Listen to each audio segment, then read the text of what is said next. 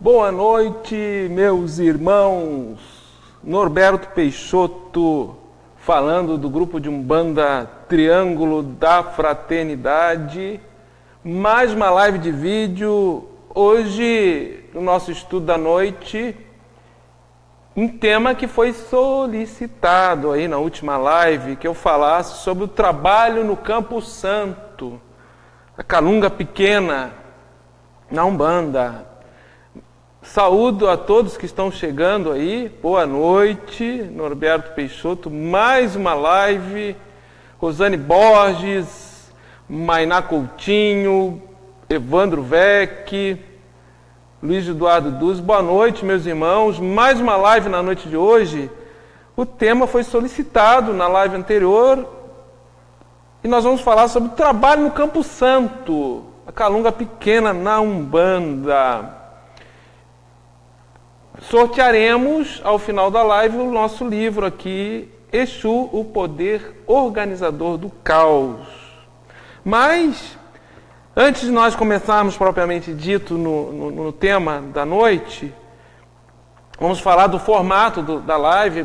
Os primeiros 20 minutos aproximadamente é expositivo e depois a gente entra em um tira-dúvidas que podemos ir até às 9 horas da noite, conforme o interesse de vocês, e nós interagindo com vocês aí, respondendo às perguntas que serão feitas. Boa noite, o pessoal que está chegando aí. Vânia Martins, Júnior Borba, boa noite. A Rita Lúcio ali, que já nos cumprimentou. Mas antes de nós começarmos a nossa live, vamos saudar Exu. Pedir que Exu nos dê caminho, pedir que Exu nos dê inspiração para que nós consigamos nos fazer entender, Ele que é o grande mensageiro, o grande comunicador, Ele que nos dê caminhos abertos para que haja comunicação, haja entendimento dentro do campo das ideias.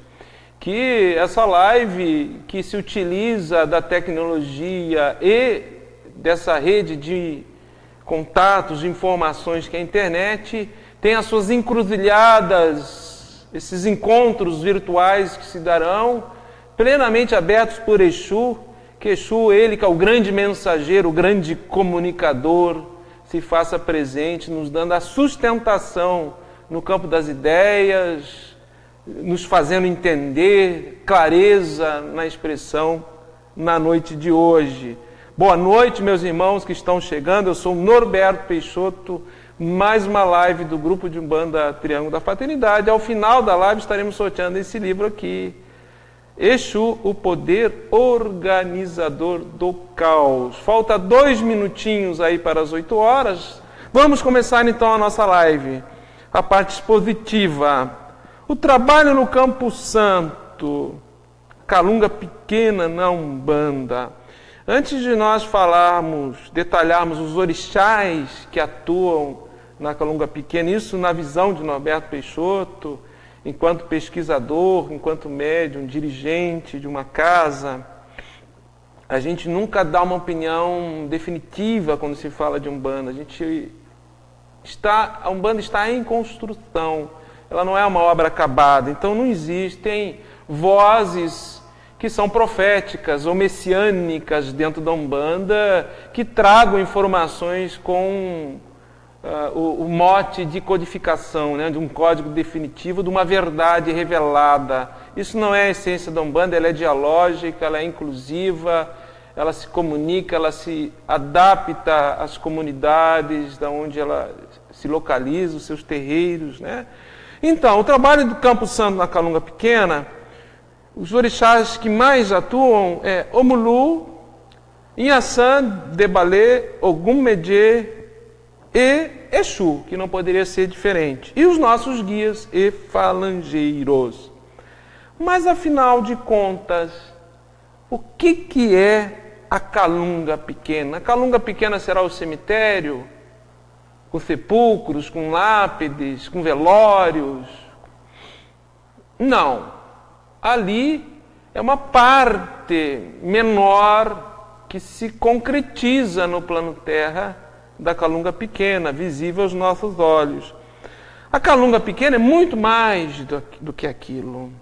A calunga pequena é um campo vibratório, etéreo astral, que localiza-se em verdade no mundo sobrenatural, metafísico. Ela tem a sua contrapartida no plano concreto, físico, naquilo que nós entendemos como cemitério em terra. Então, poderemos situar a calunga pequena, o campo santo, como um campo vibratório etéreo astral que se localiza no mundo sobrenatural metafísico. E qual é a finalidade desse campo vibratório que nós denominamos campo santo? Por que ele tem essa denominação e qual é a finalidade da calunga pequena ou campo santo? Primeiro, um grande campo vibratório de passagem, de transição espiritual. É um local que ele tem a finalidade de oportunizar a transição de espíritos que estão sendo deslocados do plano natural, do Aie, da Terra, para o plano sobrenatural, para uma faixa vibratória do Orum, para o plano metafísico, o plano espiritual. Então, além de ser um local de transição, se ele é de transição, não é definitivo. Vamos entender bem, um espírito ficar ad eterno no seu infinito, morando na calunga, ou obrigado a ficar na calunga, é quase que caímos no apelo das penas eternas, né? Da coisa de ter que sofrer ou ter que expurgar, né, indefinidamente. Não é essa a finalidade da calunga pequena ou campo santo, muito pelo contrário, nos auxilia enormemente ao nosso soerguimento, ao nosso melhoramento. Então, esses espíritos que estão em transição, e se estão em transição é provisório, eles ficam provisoriamente, né, fixados, retidos, podemos dizer, de certa forma, no campo vibratório correspondente, etéreo astral, à calunga. E a finalidade desse campo vibratório é a decantação energética, fluídica e vibracional desses espíritos. Então, se eles estão num campo de transição, que ele não é definitivo, e tem a finalidade de decantação energética, fluídica e vibracional dos corpos astrais desses espíritos, dos perispíritos desses espíritos, podemos afirmar que o tipo de fluido, a vibração natural desses espíritos, ela não é uma vibração positiva, benéfica para os mesmos. Por isso, eles precisam ficar um tempo na calunga decantando os seus fluidos, o seu corpo astral. Digamos, exaurindo essas energias, esses fluidos enfermiços, mórbidos, deletérios, que eles mesmos fixaram nos seus veículos da consciência, que é o corpo astral. E a oportunidade de exaurir também emoções, intensas emoções negativas, raiva, ódio, rancor, ressentimento, perturbações de uma maneira geral. Então, nós podemos afirmar que o tipo de espírito que é retido no campo santo ou na calunga pequena, ele tem uma característica peculiar. Quanto mais ele tem morbidez, quanto mais enfermidade psíquica, quanto mais negatividade ele atraiu por seu corpo astral, maior a possibilidade de decantação na calunga pequena por maior tempo.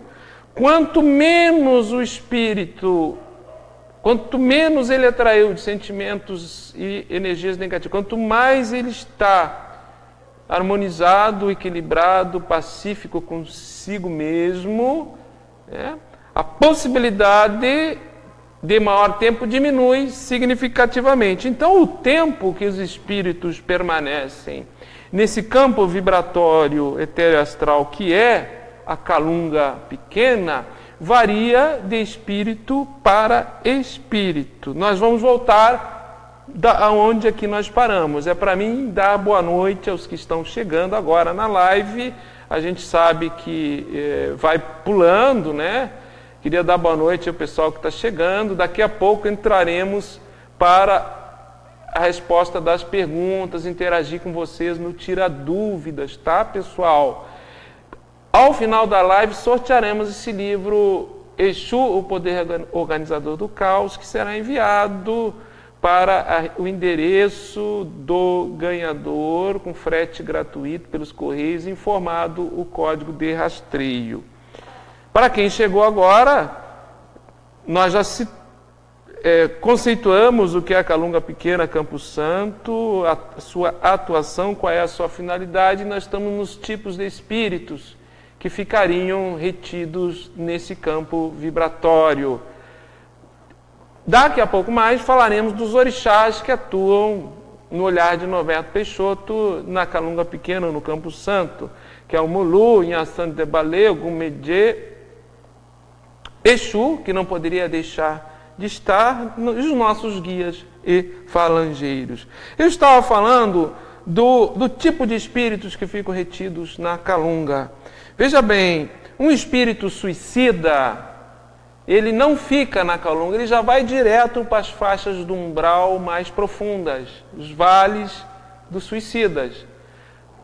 Quem fica na calunga é que tem a possibilidade de decantação do seu perispírito e a partir daí ele é conduzido para uma faixa vibratória no Orum, no plano espiritual, que ele será acolhido, será atendido, podemos chamar isso de hospitais, podemos chamar de colônias, Aruanda, não importa o nome. Então a calunga pequena, o Campo Santo, ele é transitório, a atuação dele, e os espíritos que ali ficam retidos, de nenhuma maneira é punição ou sofrimento. As entidades que atuam na calunga, enfeixadas com o poder de realização dos orixás, que vibram nesse campo de força, que é o Mulu, Inhaçã do Balé, o Gumedê, Exu, os nossos guias e falangeiros, eles têm bem claro quem pode ficar e deve ficar nesse campo de decantação transitório, provisório, que é calunga, e os que não podem, não têm direito de ali eu permanecer. Então, muitos espíritos vão direto para as faixas do umbral, que não adianta eles ficarem na calunga, eles não têm possibilidade de consciência nesse momento de fazer a transição para o plano espiritual, para o Orum, e outros espíritos, que é uma categoria de espíritos que eu quero chegar, que é onde os terreiros de Umbanda recolhem muitos, que são os espíritos que ficam em terra, ficam caminhando em terra, eles não estão no plano astral, eles estão desencarnados, mas ficam em terra.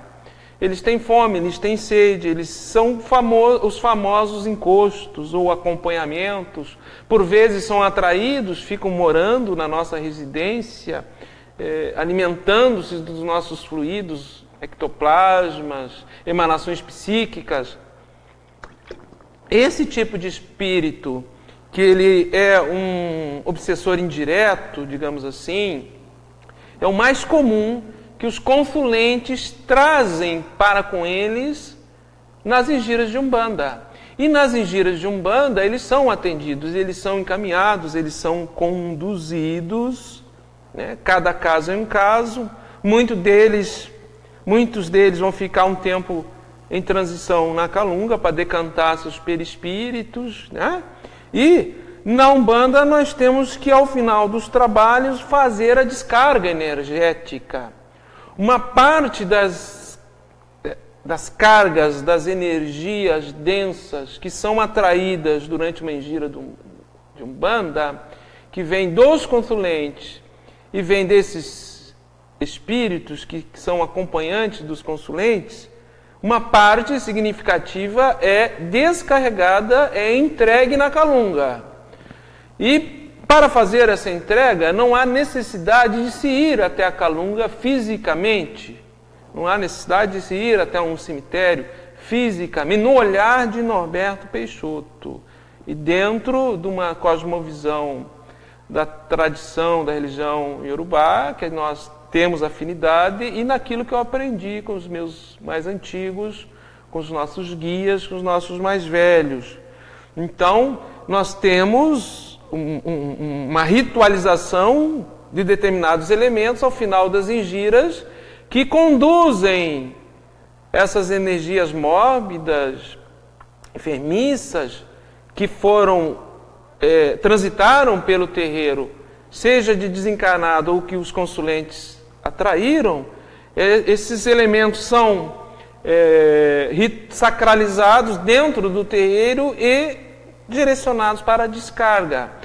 Descarga essa que vai se dar no Campo Santo, na contraparte sobrenatural, metafísica, que nós podemos entender em terra como cemitérios. Ok? Vamos deixar bem claro isso.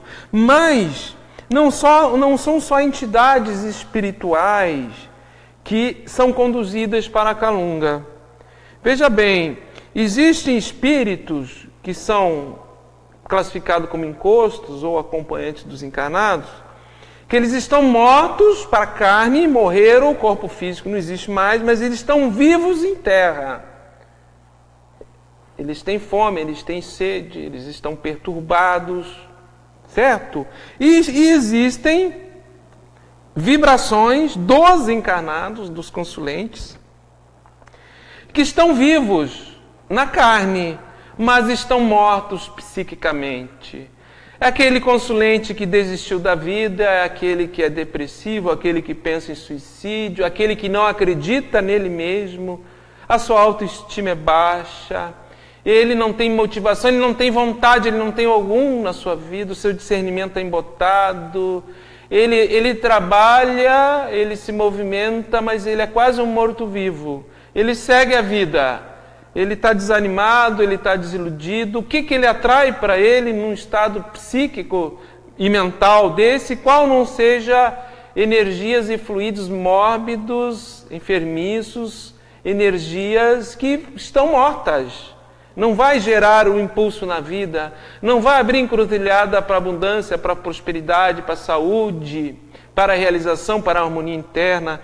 Essas energias, esses fluidos que os consulentes atraem, esses que estão vivos em carne, mas mortos psiquicamente, ficam no terreiro, na ingira, e precisam ser descarregados ao final para um campo vibratório etéreo astral, a Calunga Pequena e o Campo Santo, que tem similitude vibratória com esse tipo de energia e decanta essas energias, essas vibrações, retornando-as para a natureza em equilíbrio. Então, a Calunga Pequena, o Campo Santo, não serve só para encaminhamento de espíritos ou para decantação de espíritos, serve também para transmutação e limpeza, digamos assim, das energias e fluidos que para lá são canalizados, e a Umbanda se utiliza com bastante intensidade dos nossos amigos falangeiros que atuam na Calunga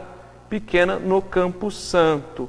Há que se fazer um comentário que Umbanda tem fundamento. Quando se comparam a Umbanda, aqueles que são de fora, se comparam a Umbanda e acham que os fundamentos deles são superiores ao nosso, caímos naquele velho jargão de um ser mais inferior e o outro mais superior, um melhor, o outro menos melhor. Como um dia desses eu vi, agora recentemente, um irmão ligado à apometria, dizendo que na Umbanda a gente não trata espírito desencarnado, que nós não sabemos lidar com o obsessor, que a gente não doutrina e que nós não temos nenhuma técnica. Isso é desconhecer a Umbanda, os seus fundamentos, o seu manejo energéticos, a profundidade com que a Umbanda atua e mostraram a falsa superioridade. São centenas de espíritos a cada engira que são encaminhados. Na live de hoje estamos falando do Campo Santo especificamente, mas tem outros pontos vibrados dos orixás e todos estão interpenetrados e atuando durante uma engira. Eu sou Norberto Peixoto, falando do grupo de Umbanda Triângulo da Fraternidade. Meus irmãos, o tema de hoje é Exu, o trabalho no Campo Santo e na Calunga Pequena. Vamos sortear ao final esse livro, Exu, Poder Organizador do Caos. Quem tiver paciência de ficar até o final da live e aturar Norberto Peixoto na noite de hoje. As nossas lives passarão a ser preferencialmente às segundas-feiras, tá, pessoal? Às 8 horas. Ou, se não der na segunda, a gente tenta fazer na terça. Não deu nenhum desses dias, fica para a próxima segunda da semana que vem, tá certo? Então, nós conceituamos aqui o que é a Calunga Pequena, qual é a finalidade desse campo vibratório eteroastral, qual é o tipo de fluido, o tipo de espírito, como se dá o encaminhamentos. Demos algumas noções básicas de descarga energética nas giras de Umbanda, o tipo de fluido que é atraído, seja de encarnado e de desencarnado que transitam no terreiro, e o manejo em relação a esses fluidos com a Calunga, direcionados à Calunga Pequena. E agora, vamos, indo para o encerramento da live, falar um pouquinho sobre os orixás que atuam na Calunga Pequena, no Campo Santo, na visão de Norberto Peixoto. Eu queria falar, inicialmente, do poder de realização do orixá. Poder de realização dos orixás que impactam na vida humana, impactam positivamente na vida humana. Porque o orixá, independente de rito, de liturgia ou de denominação de religião terrena, eles foram criados por Deus, por Olodumare, por Olorum, por Olofim. Eles foram criados no sentido de auxiliar a humanidade, ao menos os imolesos que estão mais próximos de nós, foram criados para auxiliar a humanidade na realização dos nossos propósitos de vida em terra. Cada um de nós reencarna com uma finalidade. E, em essência, é o melhoramento íntimo, é o melhoramento do caráter. Isso que nos impulsiona a nos tornarmos seres humanos melhores. E os orixás são poderes de realização, atributos que impactam positivamente na vida humana, para o nosso melhoramento, para o nosso bem-estar, para a nossa harmonia, abundância, prosperidade. Então, a forma que o orixá se apresenta, se Omulu é São Lázaro, em algumas umbandas, em outras não é, e nas religiões da diáspora tem um outro conceito, se Assã é Santa Bárbara, se Xangô é São Pedro, aqui no Rio Grande do Sul, a forma como o orixá é percebido e como ele é ritualizado, implementado em liturgias, não altera o poder de realização. Eu vejo tanta discussão de teólogos, acadêmicos da academia, por vezes menosprezando que o orixá da Umbanda seria um orixá menor, que na Umbanda não tem orixá, e enfatizando os ritos e liturgias de religiões co-irmãs da diáspora africana no Brasil, mas esquece que o poder de realização do orixá é um só, e que o que determina a manifestação do orixá no meu ori, e essa força intrínseca que vem de dentro da minha ancestralidade, do meu inconsciente, é um propósito de vida para a qual eu reencarnei, independente de denominação de religião que eu esteja. O universo é dinâmico, tudo se transforma. Precisamos ter mais diálogo, mais entendimento, menos senso de superioridade entre nós. Voltando aos orixás que atuam na Calunga Pequena, no Campo Santo, nós entendemos, Norberto Peixoto entende, que Omulu é um orixá ligado ao elemento terra, que tem poder de realização, de decantação de enfermidade, de fluidos mórbidos, de negatividade, que são atraídas pelas humanas criaturas encarnadas e desencarnadas. Omulu na minha humilde percepção, não é ligado à morte especificamente. Veja bem, originalmente, na cosmovisão de origem, o Mulu não tem relação com a morte. Ele leva a doença, ele leva o fluido mórbido que pode causar morte para gerar saúde, para gerar equilíbrio. É Iku, o orixá da morte, na cosmovisão de origem, da onde os orixás vieram. Então nós reinterpretamos isso, respeitando os hibridismos, os sincretismos, entendemos que o Mulu não se relaciona diretamente com os processos de desligamento ou de morte do corpo físico, e sim de saúde. Então ele tem uma atuação no Campo Santo, pelo elemento telúrico, terra, de decantação, associado a Inhaçã. Inhaçã do Balê, que é a Inhaçã, que é o orixá, que tem o poder de realização junto aos desencarnados, ou Eguns, que possibilita o trânsito para o Campo Santo, para a decantação dos mesmos. É Inhaçã que tem esse poder, embora esse termo balê ele seja contraditório, que para uns balê cemitério refere-se a Egum, para outros balê é o campo, é o assentamento vibratório de culto aos nossos ancestrais, que é regido por Inhaçã. Então Inhaçã tem contatos também com o culto a Egum, o culto aos mortos ancestrais, que isso seria mais das religiões da diáspora africana, não da Umbanda. Mas na Umbanda praticada, no grupo de Umbanda Triângulo da Fraternidade, nós ritualizamos Inhaçã do Balê junto com o Mulu na Calunga Pequena, no Campo Santo, sem desmerecer os demais entendimentos que outros dirigentes, outros zeladores tenham. E nós teríamos também na Umbanda Ogum Medjé. Ogum Medjé atuaria na Calunga dando caminho, né, dando caminho para os espíritos serem conduzidos, junto com Inhaçã, conduzidos para esse campo de força. Agora, há que se entender que a Umbanda tem alguns desdobramentos de orixá que é característico da Umbanda. Não existe referência, por exemplo, de fora, ou mesmo da religião tradicional africana. Então, originalmente, Medjé quer dizer aquele que toma conta das 7 entradas da cidade de Irê. Ogum Medjé ele estaria mais relacionado na função de guardião das portas de entrada dos candomblés Queto. Veja bem, já mudou completamente a perspectiva do Ogum Medjé na Umbanda.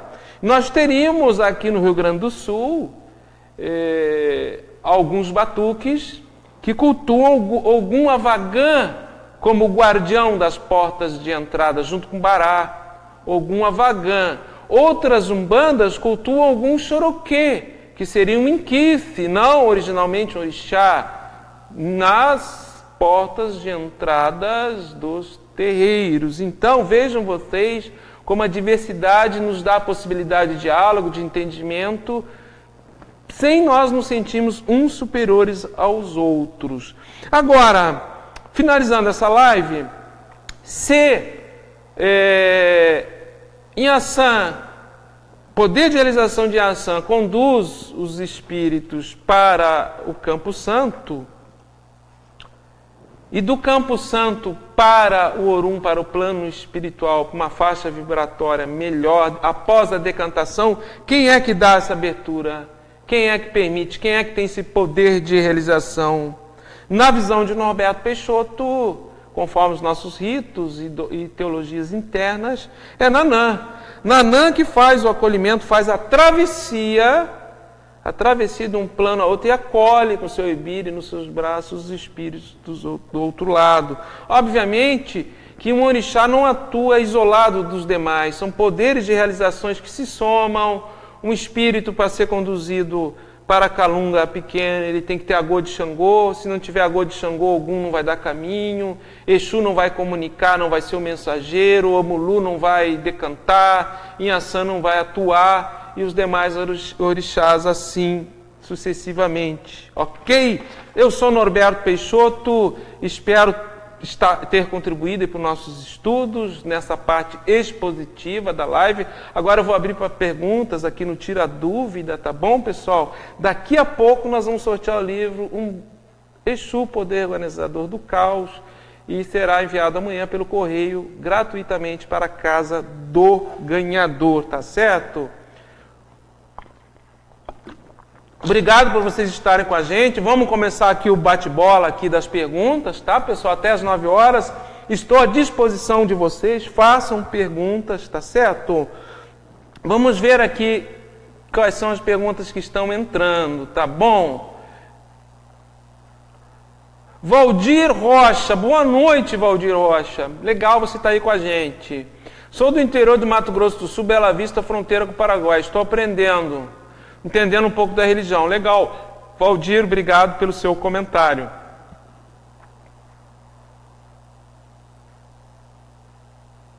Fabiane Moura, gostaria de saber se esses orixás e Exus são herdados ou todos têm.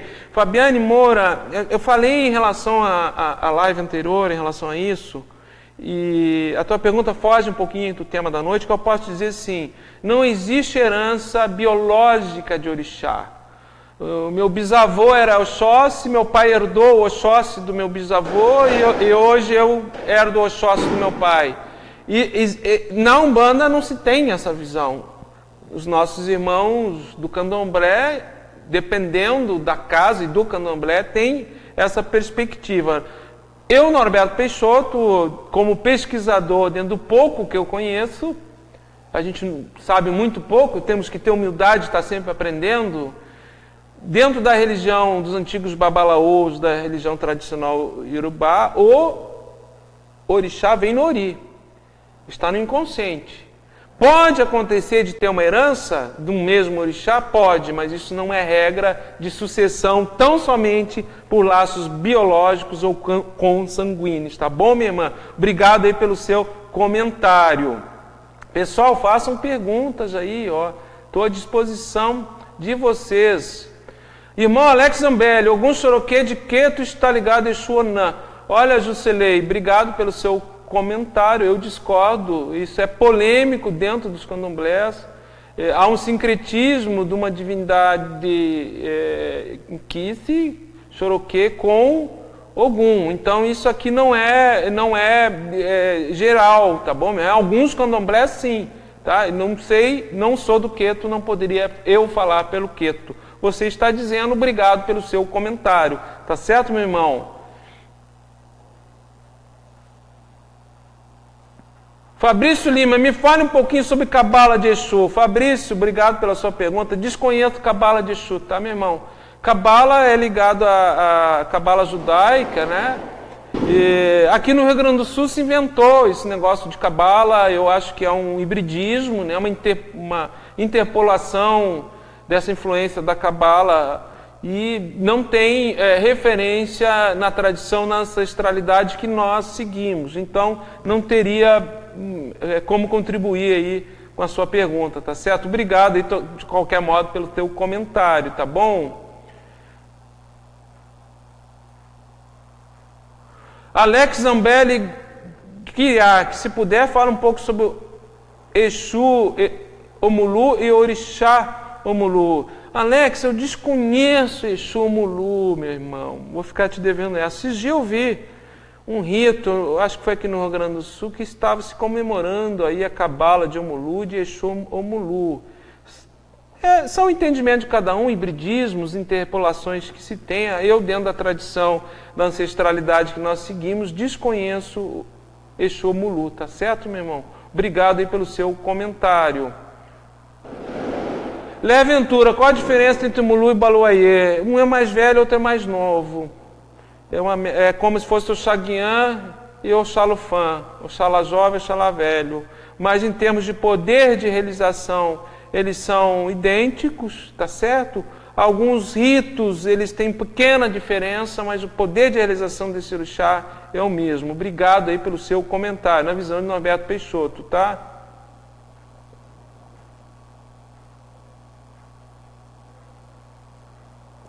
Felipe Auleta, boa noite. Pediu o começo da live. Qual é a diferença de Calunga Grande e Calunga Pequena? Meu irmão, nem cheguei a comentar isso aqui. Calunga Grande seria o mar, né? Praias e mares, e Calunga Pequena, cemitérios, tá bom? Obrigado aí pelo seu comentário. Pessoal, façam perguntas. Acho que vocês estão um pouco inibidos aí na noite de hoje, hein? Carolina Valério, você pode explicar um pouco sobre Exu Sete Covas? Procuro, porém as informações são bem vagas. Olha, Carolina, nós não temos por hábito falar características assim, de entidades, ainda mais que os nomes na Umbanda são genéricos. Quantos Exu Sete Covas, Carolina, podem existir? Não é só um. Cada Exu, se é entidade que vibra no orixá, é falangeiro, tem a sua história, tem a sua ancestralidade, seu passado, tá bom, minha irmã? Pela denominação Exu Sete Covas, Covas remete a Calunga, então é uma insígnia, né? Uma chave de atuação, uma chave interpretativa de atuação desta entidade que tem poder, outorga de atuar na Calunga. E se é 7, 7 é o setenário, então tem trânsito em várias dimensões, né, a partir da Calunga, no olhar de Norberto Peixoto. Tá bom, minha irmã? Obrigado aí pelo seu comentário. Cristiane Marins, gostaria de entender melhor o motivo de algumas casas trabalharem com corte para Exu e outras não. Cristiane Marins, isso vem da tradição que cada dirigente tem e que tem repercussão dentro das suas casas. Então isso é elemento de rito.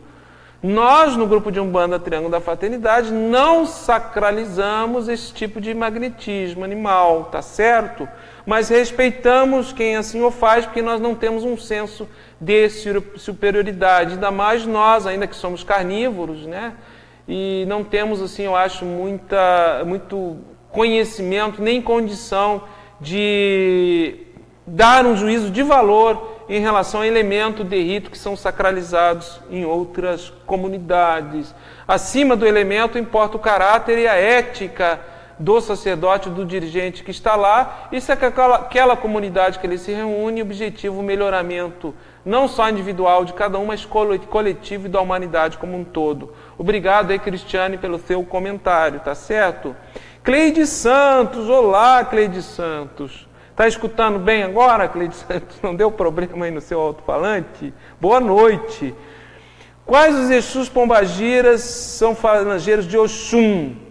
Existe possibilidade de que a pombagira que trabalha com minha mãe há alguns anos vir a trabalhar comigo, uma vez que minha mãe não quis mais trabalhar na Umbanda? Vamos por parte, Cleide. Olha, falangeiro de Oxum é muito relativo.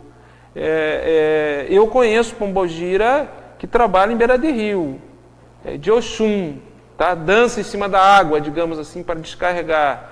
Tem pombagiras que atuam em beira de praia, beira de cais, outras em estradas, outras em Calunga. Então, não vou me prender ao nome, tá, Cleide Santos, mas existem sim pombagira com desdobramento e atuação no campo de força por orixá, tá certo?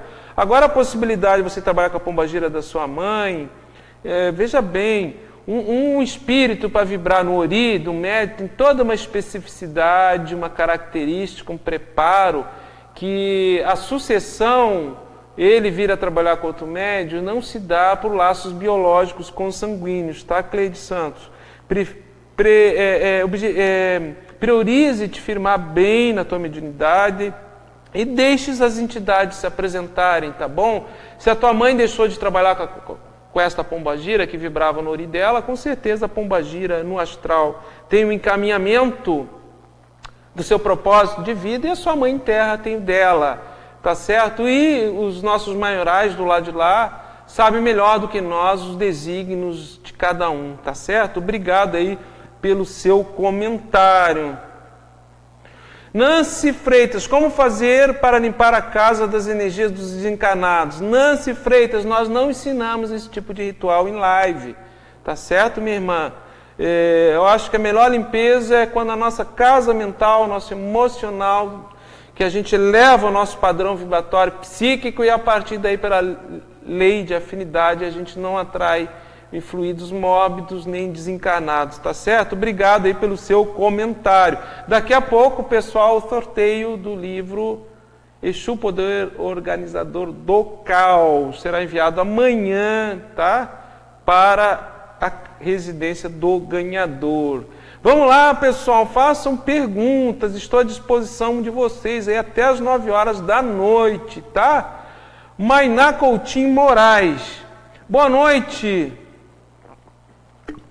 Poderia falar mais sobre as entidades de Calunga Pequena? É verdade que só podem carregá-las os médios que possuem os orixás que o senhor comentou no Ori? Mainá, veja bem, boa pergunta que você fez, Mainá, mas excelente pergunta. O que é o carrego do orixá no Ori? Veja bem, cada um de nós reencarna sensibilizado com uma força de orixá de frente, um poder de realização de orixá de frente, adjunto, esquerda e direita, que nos remete a um orixá maior, tá? Nós temos um pedacinho desse orixá no nosso ori que revolta com a gente, e isso aflora em termos de aptidões psíquicas, predisposições, e pode se dar até o trânsito do meu inconsciente, seja na Umbanda ou qualquer outra religião. Isso é intrínseco ao ser humano reencarnado. Agora, a atuação do médium, no campo do mediunismo, ele tem que manejar energias e fluidos que são afins com o carrego do seu ori. Então, se eu ensinasse aqui como é que a gente faz uma entrega na Calunga Pequena, como é que a gente se abre esse portal e se ativa, eu estaria desrespeitando todos aqueles que não têm este carrego no ori. Então, como é que você vai mexer com uma energia, um fluido, se você não tem preparo para isso? Você não tem cobertura psíquica, e o seu Eledá, o seu Ori e o seu Eledá não me dá esta possibilidade. Então, isso é muito importante, a pergunta que a nossa irmã fez, e com certeza, para trabalhar na Calunga mais diretamente, no manejo do elemento, na invocação desse campo de força que eu falei no início, que é propiciatória a decantação dos espíritos que ali estão, decantação energética, é um campo de transição, tem que se ter sim o carrego no ori, e não é todo médium que pode meter a mão nesta cumbuca. Eu falo isso com muita tranquilidade, respeitando a todos, não sou contra estudo, mas fiquem atentos em relação a saberes que estão passando para vocês sem pré-requisito nenhum, que pode estar sensibilizando o teu ori para energias que você não vai poder lidar com ela e nem você tem carrego para isso, tá certo? Na visão, no olhar de Norberto Peixoto, tá certo?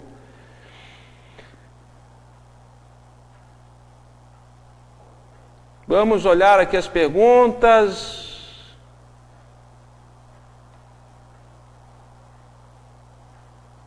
Cibele Rosa, fiz cabala egípcia e foi proibida de Calunga Pequena, enquanto não voltar a trabalhar com a mediunidade. Trabalhei com Umbanda por 7 anos e parei. Você pode explicar algo sobre isso? Vou ficar te devendo, Cibele Rosa. Eu não sei nada de cabala egípcia, minha irmã.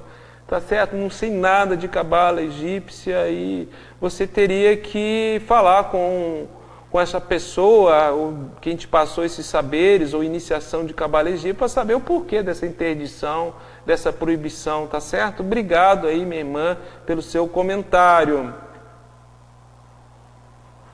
Cátia Aparecida, fale sobre Maria Mulamba e José Pilintra, gostaria de saber mais sobre eles. Cátia, nós não falamos de entidade, eu acabei de falar isso aqui sobre antes. Desculpe, tá, pessoal? Eu acho que a gente dá uma finalidade mais em termos de conteúdo ao live. Agora, Maria Mulambo, quantas Marias Mulambos existem no astral? Como é que eu vou falar? Cada Maria Mulambo tem a sua história, tá certo? Assim como Zé Pilintra, tá bom? Obrigado, minha irmã, pelo seu comentário.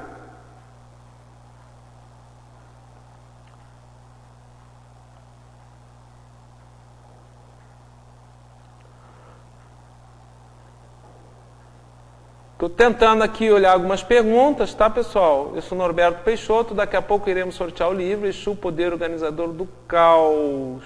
Marilene Benigni. Pessoal, eu vou tentar selecionar as perguntas que tenham a ver com o conteúdo do live, tá? Peço desculpa aí quem está fazendo perguntas fora do conteúdo do live. Não vamos desmerecer aos outros que assistiram o live desde o início, nem quem está fazendo as perguntas, não é essa a ideia. Mas vamos tentar ter foco aqui dentro do conteúdo que foi exposto, tá certo? Mariliane Benigni, boa noite. Podemos encaminhar esses espíritos encarnados e orientados no final de uma sessão de Umbanda trabalhando com Exu? Sim, Mariliane, podemos. Exus de Calunga. Laro Exu, salve seu Tata Caveira e todos os demais Exus de Calunga que atuam no manejo energético de condução de espíritos no Campo Santo, tá certo? Podem sim. Obviamente que você teria que ver com o seu dirigente, cada casa tem seu rito, seu método de trabalho, tá bom? Obrigado aí pelo seu comentário. Léo Veloso Silva, boa noite. Uma dúvida, a guarda de energias quando desencarnamos, enquanto está sendo transmutada, é de responsabilidade dos guardiões da Calunga? Sim, Léo, com certeza. A guarda das energias, nós desencarnados, enquanto estamos na Calunga, é de responsabilidade dos guardiões da Calunga. E existem hierarquias dentro da Calunga. Seu Tata Caveira tem um reino, poderíamos dizer assim, que ele comanda falanges de espíritos que atuam na Calunga. Seu Capa Preta também tem atuação na Calunga, tá certo? E demais entidades independentes de denominação, tá bom, meu irmão? Boa pergunta aí, obrigado aí.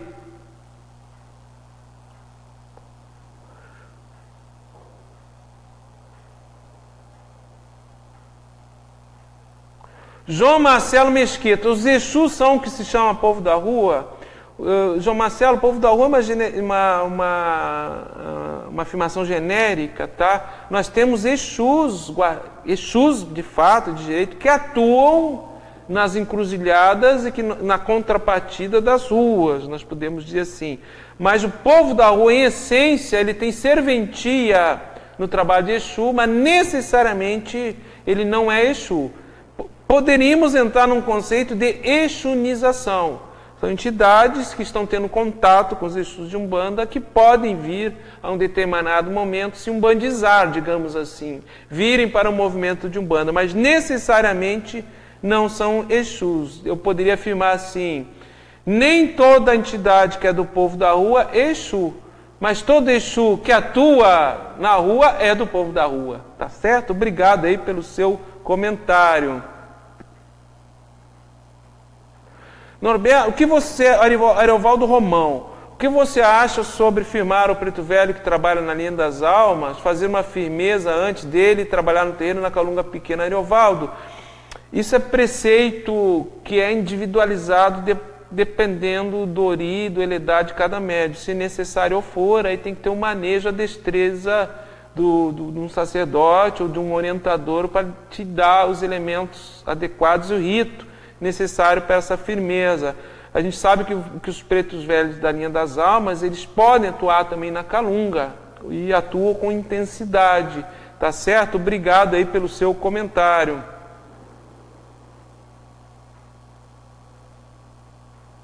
Fernando Gomes, entendi que você se referiu a Egum como orixá. Pode explanar mais um pouco? Pois na casa que trabalha tratamos Egum como os espíritos perdidos. Fernando Gomes, eu não me referi a Egum como orixá, tá? Eu disse que o orixá em Assã tem atuação sobre os Eguns. Que o entendimento de Egum dentro da religião tradicional africana, iorubá, é diferente do entendimento de Egum na maioria das umbandas. Egum é espírito desencarnado, então preto velho é Egum, caboclo é Egum, boiadeiro é Egum. Nós temos nossos babás Eguns, que são ancestrais ilustres. Egum não é significado de quiumba, de espírito malfeitor ou de obsessor, na visão, no olhar de Norberto Peixoto, nem de espírito perdido. Tá certo, meu irmão? obrigado aí pelo seu comentário. Um abraço para você, tá bom? Giovanni Casuto Cunimari. O médium não escolhe a entidade, e sim é a entidade que escolhe o médium. Boa pergunta, Giovanni. Existe uma reciprocidade. No reencarne do médium, vamos dizer assim, a seguinte expressão: ele recebe a cabaça da existência, né? Ele vai receber um corpo físico e um propósito de vida que tem toda uma predestinação. O que não quer dizer destino fixo, imutável, tá certo? A qualquer momento isso pode ser alterado. Dentro daquilo que ele se propõe na sua existência humana, sendo sensibilizado e está contemplado no seu propósito de vida, a mediunidade, já tem entidades no astral que tem também os seus propósitos de vida no astral que se entrelaçam com o médium e tem compromisso. Então eu diria que a escolha é recíproca, tá certo? Agora, determinadas tarefas que o médium venha a assumir em terra, que não estavam previstos diretamente com o seu eledar, com o seu propósito de vida antes de reencarnar, aí sim os espíritos do lado de lá se sensibilizam e podem se apresentar para darem cobertura espiritual a esse médium, geralmente com os médios que assumem tarefas maiores, com coletivo, e até para o médium não se desequilibrar, quando o propósito é para o bem comum, movido por caráter, por ética, e sim os espíritos escolhem e compareçam. Agora, nós escolher os espíritos ou as entidades, meu irmão, é difícil, porque nós podemos cair no campo do fascínio, do encantamento, do deslumbramento, e aí entidades mistificadoras, né? O famoso engambelo, se passando por irixá, por falangeiro, vão tentar se apropriar do ori, vibrar no ori do médium e querem ter um médium, querem ter um legum em terra, tá certo? Obrigado aí pelo seu comentário.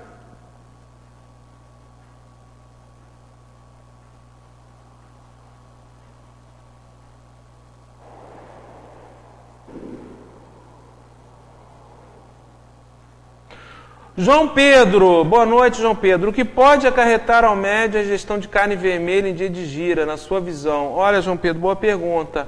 A carne vermelha, ela tem uma digestão mais longa. Então, no dia da gira, nós recomendamos, aconselhamos a não ingerir carne vermelha, tá certo, meu irmão?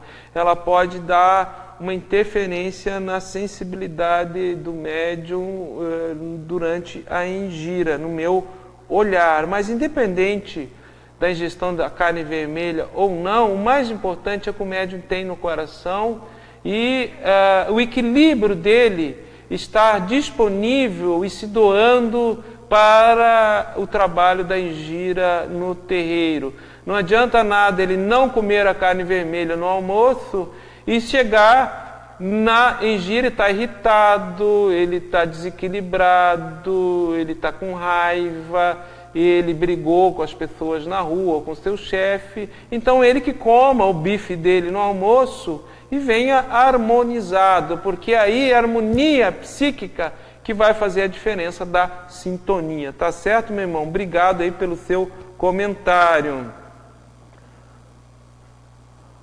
Gabriel Maia, existe diferença entre candomblé e umbanda? Sim, existe. Similaridades e diferenças. Gabriel Maia, olha aí nos vídeos na nossa página, na fanpage Pérola de Ramatiz, tem lá uma live falando sobre umbanda e candomblé.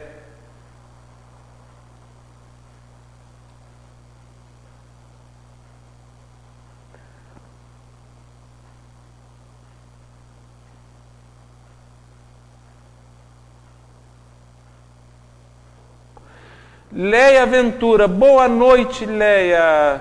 Já vi médium ficar completamente bêbado numa gira de Exu. Ele disse trabalhar com Exu Caveira. É possível um Exu tão sério permitir que seu médium passe um vexame desses? Não, Leia, não é possível.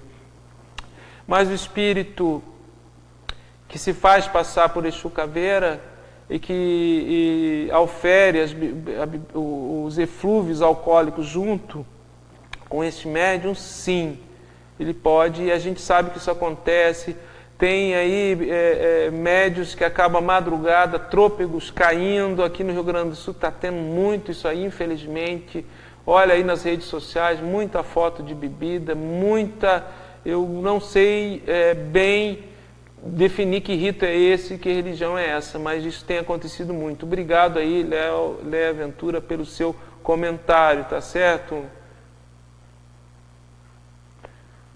Boa noite, Norberto. Por que é comum o Orixá Exu ser tão associado ao mal? Roberto de Souza, lê esse livro, Exu, Poder Organizador do Caos, que fala todo esse processo de aculturamento que houve desse saber ancestral de Exu, essa dicotomia entre bem ou mal, tá certo? Leia este livro, meu irmão. Tomara que você ganhe aí ao final. Já vamos sortear, pessoal. 9 minutos estaremos indo para o sorteio, tá certo?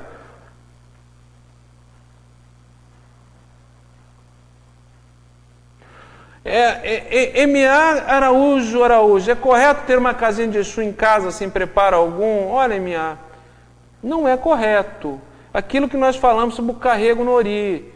Você vai ter uma firmeza de Exu em casa sem preparo nenhum, meu irmão? Que firmeza você está fazendo? Procure primeiro fazer a sua firmeza interna, psíquica, o autoconhecimento, o caráter, né? A elevação de pensamento, a robustez ética e moral, que aí, independente de casinha de Exu, você vai estar firme com os nossos guardiões, tá certo? Obrigado aí pelo seu comentário.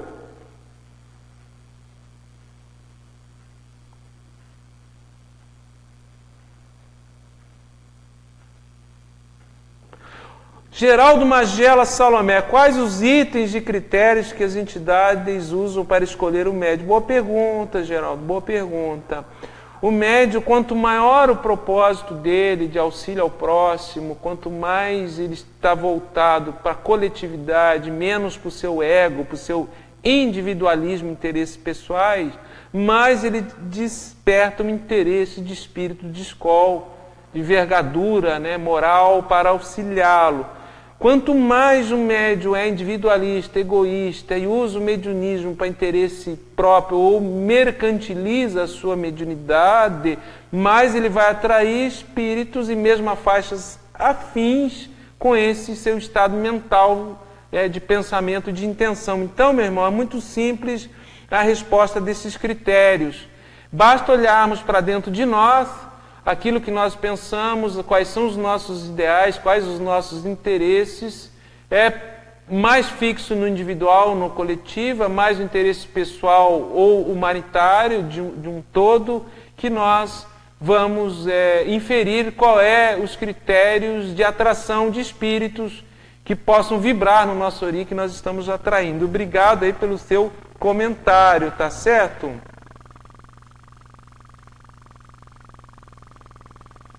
Pessoal, perguntas de rituais, se posso acender vela em casa, tronqueira.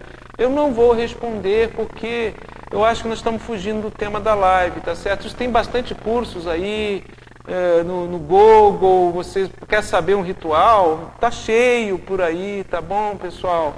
Peço desculpa para vocês, mas a finalidade da live não é essa, ensinar ritual, ensinar a fazer firmeza, sentar um congá em casa... tá bom? Obrigado aí pelos comentários de vocês.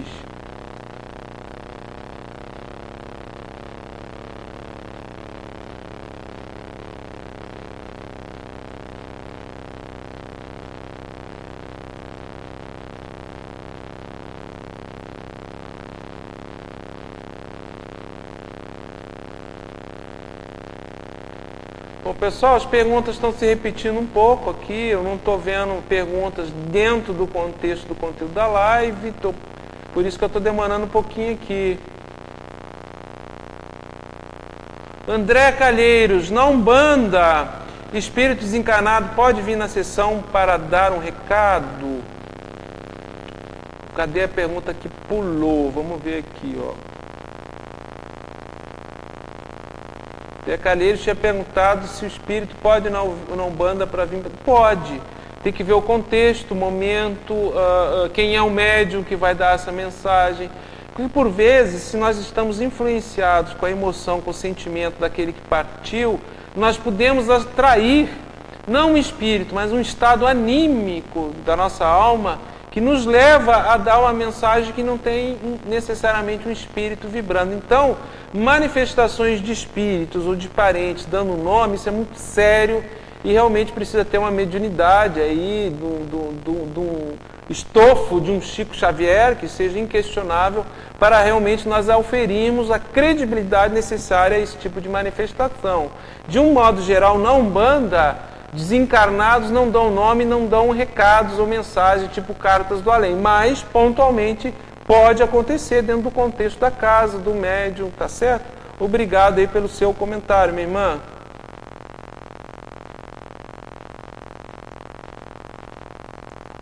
Bom, pessoal, nós vamos ir para o nosso sorteio.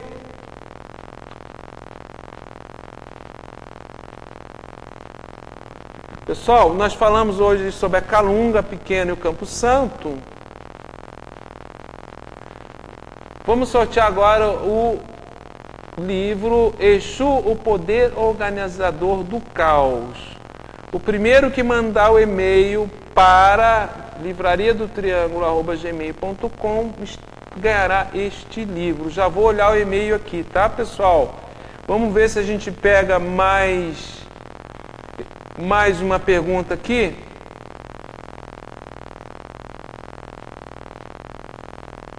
Felipe Aragão. Boa noite, Felipe Aragão. É possível Exu se manifestar sem gargalhadas gestuais peculiares do arquétipo usual? Sim, é possível, Felipe. Até porque existem vários tipos de Exu. Exus de Calunga geralmente são mais sérios. Necessariamente não há imposição de um arquétipo que todo Exu tem que dar gargalhada e tem que rir dessa forma. A gargalhada, eu já falei numa outra live, da função da gargalhada, que tem a função de descarga e funciona como um mantra de fixação da entidade no aparelho, no médium. Mas necessariamente não é uma imposição que todo o Exu tenha que dar a gargalhada, tá certo, meu irmão? Vamos olhar aqui. Olha aí, gente! Primeiro e-mail que chegou aqui, a Cleide Santos, olha só, de Taubaté. Quero ganhar o livro Exu. Tá bom, Cleide, vamos olhar aqui teu endereço. Cleide Santos, Avenida Vila Rica, 578, Taubaté. Beleza, Cleide, o livro estará sendo enviado amanhã para você, tá certo? Pessoal, muito obrigado a todos aí que participaram da live de hoje. Já é 9 horas da noite, estamos a 1 hora aqui. As nossas lives serão a segunda-feira ou terça, tá? Se não der na segunda, a gente faz na terça. Se não deu nenhum desses dias, fica para a próxima semana, segunda ou terça. Preferencialmente segunda-feira, tá certo? Obrigado a todos, meus irmãos. Muito axé, Laro Exu. Até a próxima oportunidade.